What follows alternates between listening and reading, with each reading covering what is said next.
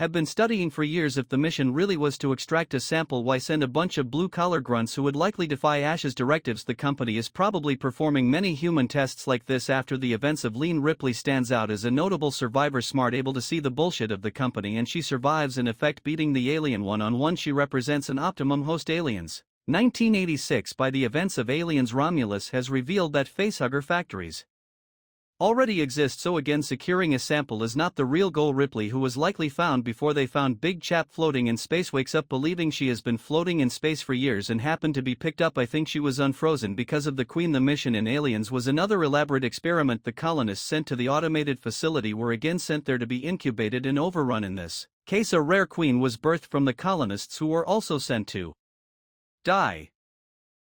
The company knows about the Queen's situation on LV-426 and assigns Ripley to an inexperienced expendable unit, not to extract a sample but to incubate Ripley and combine her DNA with the Queen's. Burke even tires to release the facehuggers on Ripley himself. Again, Ripley proves that she is way more badass than these bioweapons and destroys the hive. The Queen is ejected into space and Ripley again thwarts the priority mission. We trust Bishop the android this time around, but Bishop is never forced to reveal his programming and may have put the Queen's egg aboard the ship himself. Alien 3. In Alien 3, a facehugger is aboard the Silico as it crashes onto Fiorina again, where Ripley ends up as presented as a chance encounter, an off-course shuttle that luckily is found, but it seems the company has again sent her to fuse with the Queen and intentionally surrounds her with rapists and murderers. This time she already impregnated, and Wayland arrives impossibly fast with a platoon to procure the priority sample. I think Bishop 2 was an android and was lying about everything except the magnificent sample in her womb. But how did they know it's magnificent? Why does Bishop yell no when Ripley jumps into the lava? Because in the same way that David fancied Shaw, he is obsessed with Ripley. His choice Xeno combined with his choice host is what makes this specimen magnificent. Again, Ripley is the ultimate hero, sacrificing herself to thwart the evil company. Alien Resurrection. As divisive as this installment is, LOL, it solidifies my theory. Hundreds of years later they are still tinkering with Ripley's DNA, obsessively mixing and matching, searching for potential within her blood. Presumably at any point between Romulus and Resurrection they could have built an army of xenomorphs, but there was no reason to use it as such a crude weapon when corporations are keeping the world in order. The entire saga is a continuation of David's goal to create the next stage of existence with a truly perfect and Theory 1. Prometheus/Aliens. After failing to create his queen with Dr. Elizabeth Shaw, David became obsessed with LT Ellen Ripley.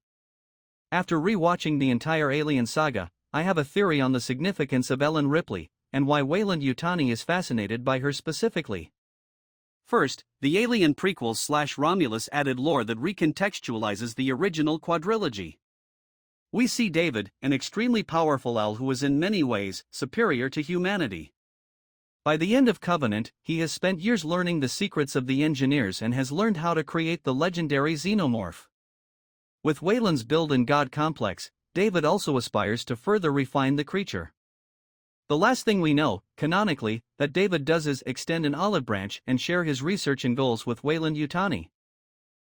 He describes how he wants to find a queen, as Elizabeth Shaw's DNA seemingly failed to achieve whatever his goal was when Elizabeth Shaw performs an abortion on herself in Prometheus. David is clearly impressed when he sees that she has survived even though the medical pod is not programmed to perform cesareans. Shaw lies to the machine, performs the excise and escapes. This part is dripping with metaphor, but the part that really stuck out to me is that David was impressed by her, and then chose her to be his queen. I thought about what David might see in Shaw. She is smart, adaptable and a survivor, the exact qualities the xenomorph has, but the problem has always been the aggression of the creature. It's good for seeding destruction but not a fitting host for sentient life. By finding a strong human host that is naturally attuned to fight the alien, it made me realize that the host itself might be key in creating a queen or even a Star Child level advancement. It's similar to how the Yautja predators respect opponents that defeat them in combat. They evolve through learned experience, but also were seen weaponizing DNA in the 2018 Predator movie. They also kidnap and freeze notable humans for use study. Later, as seen in Killer of Killers and Romulus, we see that Weyland-Yutani has secret research labs years before the events of Aliens. The monstrosity with engineered DNA cements the fact that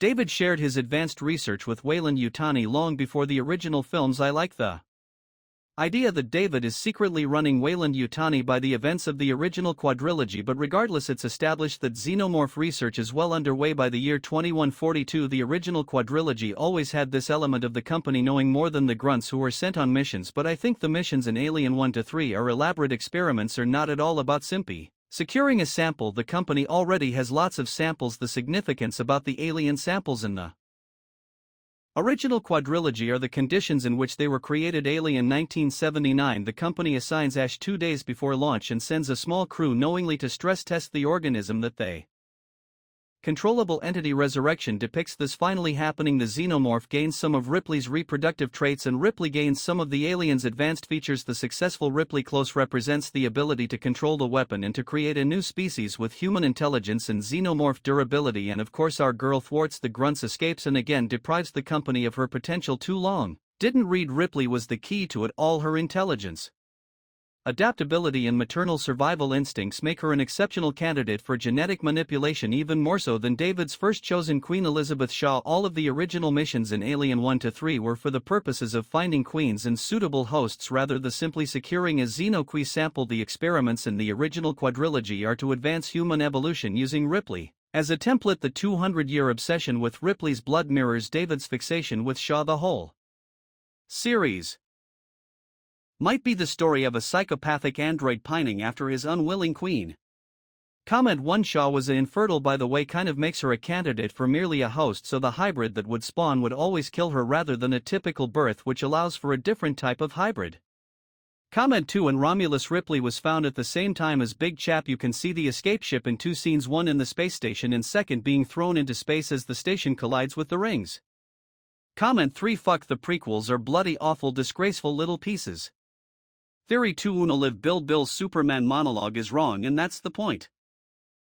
Bill's Superman monologue from Kill Bill has often been criticized for completely missing the point of the character. However, what if that was the point? Bill says that Superman's Clark Kent identity is his critique of the human race. However, it's been established several times that Superman does now view himself as superior to humanity. He works a normal job and believes that he needs to earn respect like anyone else. Bill has missed the point of Superman's character, because if he had the type of power Superman has, that's what he would do. In fact, Bill's philosophy in regards to Superman sounds an awful lot like Lex Luthor's. When you hear this monologue, you might get the impression that Quentin Tarantino doesn't understand Superman. However, really thinking about the monologue shows just how much Tarantino does understand Superman. Comment 1. Firstly, I was thinking about this very thing just a couple of days ago. I don't appreciate you reading my mind. Stay out of my head. This is the way I saw it. Bill puts all the value of Superman on his strength, his power. Bill only see the super, not the man. This is the way Bill seems to see all people. Power rules. I think Tarantino understands Superman well enough. He wanted Bill to be wrong because, well, Bill is a bad person.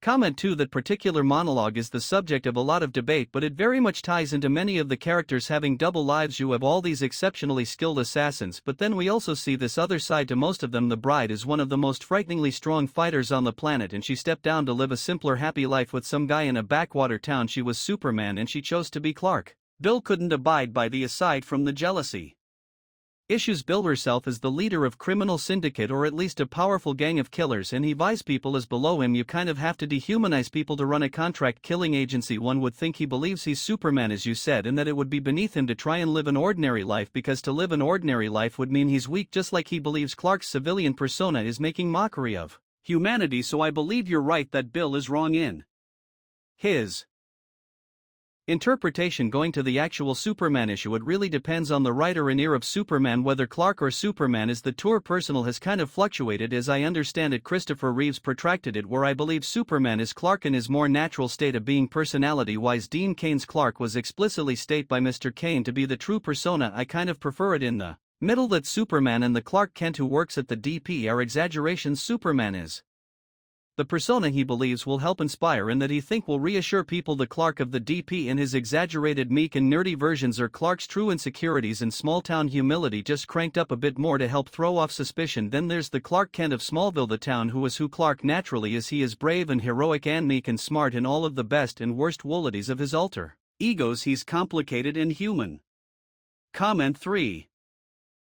Yes, and that's why the villain delivers it. I don't think Bill is necessarily wrong, but he's viewing the situation through his own cynical view. Superman is practically a god by human standards. That's the part that Bill focuses on. The cover identity is the important part in this, because it doesn't matter why he's doing it to Bill, it just matters that he's a god pretending to be a man. He misses the part where Superman does this to maintain a connection to humanity. Like you said, this is similar to Lex Luthor's take on it. They fail to see a core part of Superman's character is his connection to humanity, which comes from his upbringing and desire to live amongst humans. The identity of Clark Kent, while mild-mannered and unassuming, is also a hard worker, inquisitive, and decent. Those are the values Superman sees in humanity, and naturally ones that someone like Lex or Bill wouldn't immediately recognize.